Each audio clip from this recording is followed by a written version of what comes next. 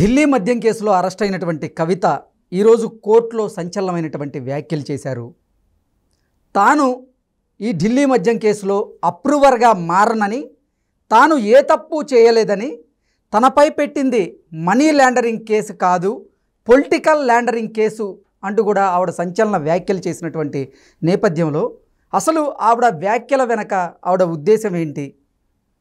ED అధికారులు ఈ కేసులో ఆవిడ్ని అప్రూవర్గా మారమని ఒత్తిడి తెచ్చారా, అందుకే ఆవిడ అటువంటి వ్యాఖ్యలు చేశారా అనేటువంటి విషయాల గురించి మనతో మాట్లాడేందుకు ప్రముఖ సీనియర్ జర్నలిస్ట్ డివిఎస్ గారు మనతో ఉన్నారు. సార్తో మాట్లాడదు. సార్ నమస్తే. సార్ నమస్తే. ఆమె అరెస్ట్ అయిన రోజు అదే చెప్పారు, ఏంటి రాజకీయ దురుద్దేశంతో ఈ అరెస్ట్ అని. ఇది తన బీఆర్ఎస్ పైన కక్ష సాధింపు చర్యలంటూ. సరే ఈరోజు ఏంటంటే మనీ లాండరింగు, పొలిటికల్ లాండరింగు ఏదో మాటలన్నమాట.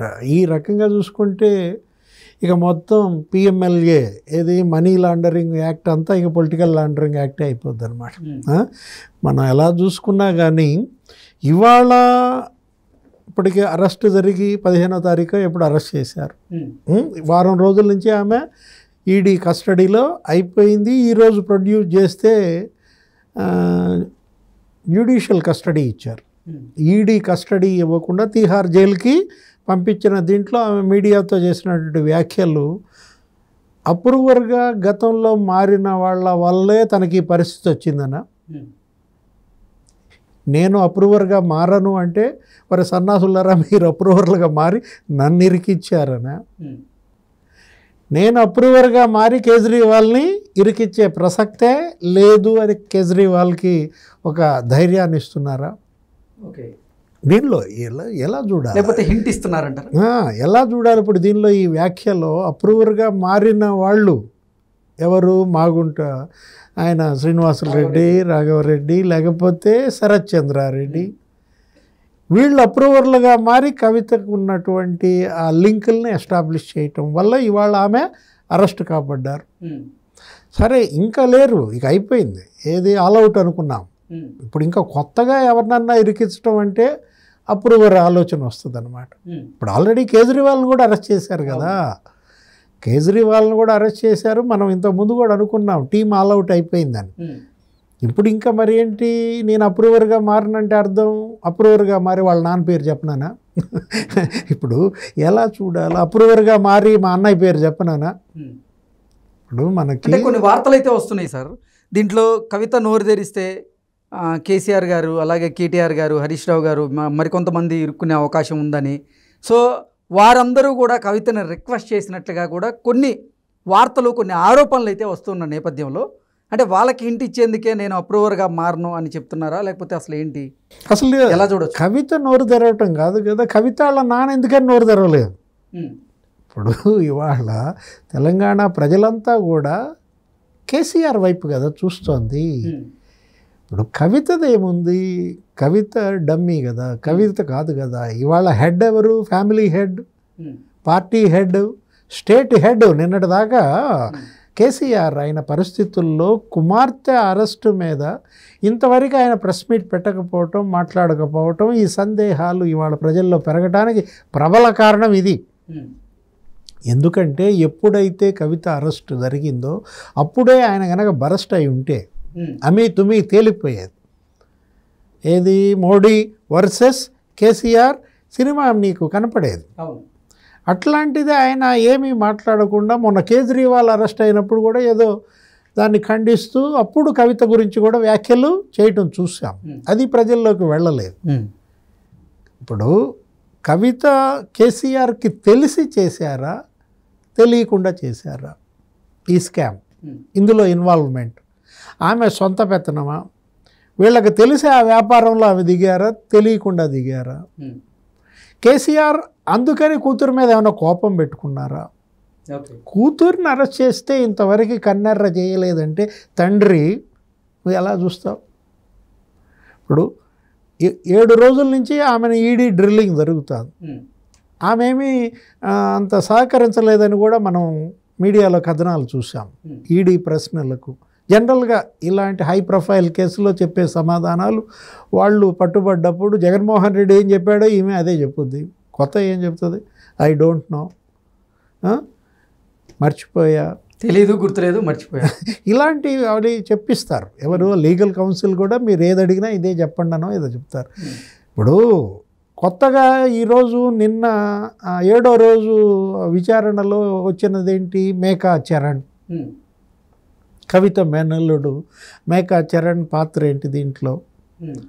డబ్బు లావాదేవీలు, డబ్బు ఎప్పుడెప్పుడు ఎవరి నుంచి ఎవరికి ఎంత వెళ్ళింది? 100 కోట్లు.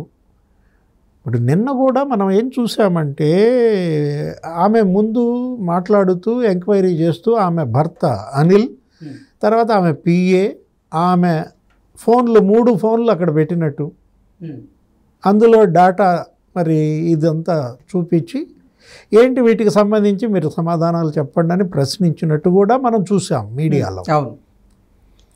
ఇప్పుడు రోజుకో క్యారెక్టర్ బయటకు వస్తుంది. నిన్నటిదాకా మనకు తెలియదు మేకా చరణ్ ఇన్వాల్వ్మెంట్, ఇక్కడేదో జరిగాయి. అలా కవిత మరదలు భర్త సిస్టర్ ఇంట్లో కూడా సోదాలు జరగటం, వీటి ద్వారా వచ్చినటువంటి లింకుల ఎస్టాబ్లిష్మెంట్. మనం ఇప్పటి వరకు ఈడీ విచారణలో 16 మందిని అరెస్ట్ చేసింది. ఈయన 17వ వాడు ఎవరు? కేజ్రీవాల్. మనం కేజ్రీవాల్ ఈమెని పక్కన కూర్చోబెట్టి ఇంటరాగేషన్ మరి జరిగిందా లేదా, జరిగితే ఇద్దరి మధ్య సమాధానాలు ఏంటి, ఏం చర్చలు జరిగాయి? కేజ్రీవాల్ ఇవాళ దేశంలోనే అరెస్ట్ అయిన ముఖ్యమంత్రి పదవిలో ఉండి అరెస్ట్ అయ్యాడు. ఇంకా జైల్లో నుంచి కూడా పరిపాలన చేస్తానంటున్నాడు. అసలు ఆయన కాగితం ఇవ్వలేదంట, కంప్యూటర్ ఇవ్వలేదంట. కానీ ఈ లోపు నోట్ ఫైల్ ఒకటి బయటకు వచ్చేసింది, ఆమె మినిస్ట్రీ ఆమె ఒకళ్ళు రిలీజ్ చేశారు. ఇప్పుడు కవిత పీకల్లోతు దీనిలో కూరుకుపోయిన మాట వాస్తవం. ఆమె వాట్సాప్ కాల్సో లేకపోతే ఆమె గ్రూప్ ఏంటి సౌత్ గ్రూప్లో ఆ చాటింగు, వాళ్ళతో మాట్లాడిన మాటలు, ఇవన్నీ కూడా వాళ్ళ దగ్గర పెట్టుకుని కూర్చున్నారు కదా. అసలు సౌత్ గ్రూప్కు కవితకు సంబంధం ఏంటి? ఢిల్లీ మద్యం కేసులో మీ ఇన్వాల్వ్మెంట్ ఏంటి? మీరు ఎందుకు ఇక్కడ ఇన్వాల్వ్ అయ్యారు? ఇప్పుడు 3 రాష్ట్రాలు మనం అనుకున్నాం, 3 అధికార పార్టీలు, 3 ముఖ్యమంత్రుల ఇన్వాల్వ్మెంట్ ఇక్కడ కనపడుతుంది. ఎక్కడ? అటు ఢిల్లీ ఆప్, ఇక్కడ తెలంగాణ బీఆర్ఎస్, అక్కడ ఆంధ్రప్రదేశ్ వైసీపీ, అక్కడ ఒక 2 ఎంపీలు ఆంధ్రప్రదేశ్లో, ఇక్కడ ఈమె ఎంపీ ఎమ్మెల్సీగా కూడా ఉన్నారు. అక్కడ వాళ్ళు డిప్యూటీ సీఎంఏ వెళ్ళిపోయారు. నిన్న అడిగిన ప్రశ్నలలో సమీర్ మహేంద్రతో మీ సంబంధాలు ఏంటి, మద్యం వ్యాపారితో మీకున్నటువంటి ఈ మనీ లాండరింగ్, ఈ మనీ ట్రాన్సాక్షన్స్ ఎలా జరిగాయి ఏంటి అనే క్వశ్చన్ కూడా. ఇంకొక 5 రోజులు ఏదో కస్టడీకి అడిగినట్టు, మరి ఇవ్వనట్టు 14 రోజులు జ్యుడిషియల్ కస్టడీ, ఏప్రిల్ 9వ తారీఖు దాకా తీహార్ జైలు ఇచ్చినట్టుగా. వాడెవడో ఒకడున్నాడు తీహార్ జైల్లో, వీళ్ళ ఫ్రెండు, వాడు ఇంతకుముందే ఒక మంచి ఓపెన్ లెటర్ ఒకటి వదిలాడు. ఏమని? మీకోసం ఇక్కడ ఒక లగ్జరీ బ్యారక్ సిద్ధం చేశాడు మా కేజ్రీవాల్ అన్న. సార్ ఏంటి అసలు ఈ ఢిల్లీ మద్యం కేసు రోజుకో మలుపు తిరుగుతుంది, అసలు ఎక్కడి వరకు దారితీసే అవకాశం ఉంది ఈ కేసు అంటే ఏం చెప్తారు? ఏమంత పెద్ద, ఇప్పుడు ఎంతది అమౌంట్? 100 కోట్లు. ఇప్పుడు ఏం జరుగుతుంది ఇందుట్లో? ఒకటి కాకపోతే జుట్టు చిక్కింది. ఇప్పుడు ఇవాళ బీఆర్ఎస్ జుట్టు నరేంద్ర మోడీ చేతుల్లో, అదే నరేంద్ర మోడీ అనకూడదేమో, ఈడీ లేకపోతే నీ ప్రకారం సిబిఐ చేతుల్లో ఉన్నప్పుడు బెసికితే మరి జుట్టు బిగుస్తుంది కదా. ఏ మాత్రం బెసికినా బీఆర్ఎస్ జుట్టు వాళ్ళ చేతుల్లో ఉన్నప్పుడు మరి దాన్ని బట్టే ఇవాళ ఈయన ప్రెస్ మీట్కి రాకపోవటం, కేసీఆర్ నోరు విప్పకపోవడం. మనం ఏంటంటే అష్ట దిగ్బంధంలో చిక్కుకున్నాడు కృష్ణ కేసీఆర్. ఇంతకుముందు కూడా ఇప్పుడు అనుకున్నాం ఏంటి, ఆ సినిమా ఏదో చెప్పాను 8, రామ్ చరణ్, అరవింద్ స్వామి, ఏంటి ఆ సినిమా ధ్రువ ఏదో 8 అని ఉంటుంది. అష్ట దిగ్బంధంలో కేసీఆర్ అంటే ఇది ఒకటి, ఏది లిక్కర్ స్కామ్, ఇంకా 7 ఉన్నాయి కదా.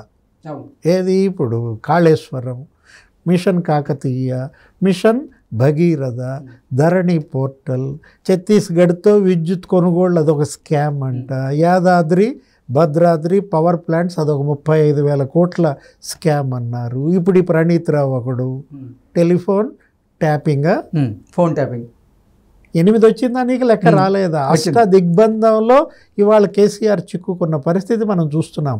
అటు బీజేపీ ఇటు కాంగ్రెస్ అడకత్తెరలో పోక చెక్కలాగా మారిందనమాట. ఎవరు ఇప్పుడు ఇవాళ ఈయన పోక చెక్క అయిపోయారు.